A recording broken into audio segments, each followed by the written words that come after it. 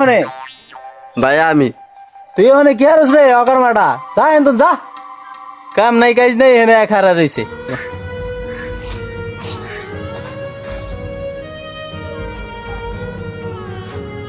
এই রোজার মাসটা কাম নাই কাজ নাই কি করে আজ ঈদ করুম।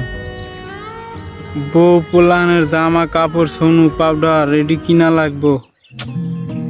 এ নাইলে বাদই দিলাম, আমারও তো একটা জামা লাগে ঈদের দিন সকালবেলা যদি না গাই দেই মাইসা কি করব। শালার এত একটা কামে আহাল বড়ি আছে কি করুম। চাকরি একটা হয়েছে তা ঈদের পর জয়েন করতে কইছে।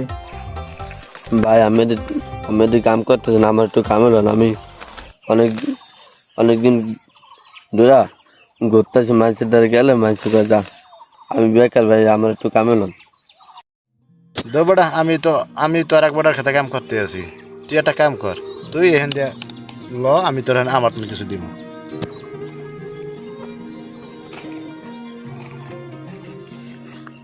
ভাই ভাই আপনারা দুইটা মানুষ এনে কাম করতে আছেন, আমার একটু কামে কাজে লন যায় ভাই, আমি তো মনে করেন কাজ নাই আমারও।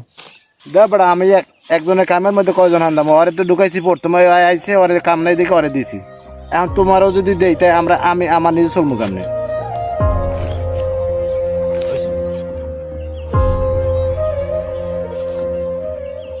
হ্যালো গাইস, কি বুঝলেন?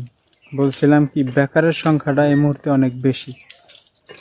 তো এখনকার যে সরকার তাকে বলছি যে বেকারের দিকে যাতে নজরদারি করুক।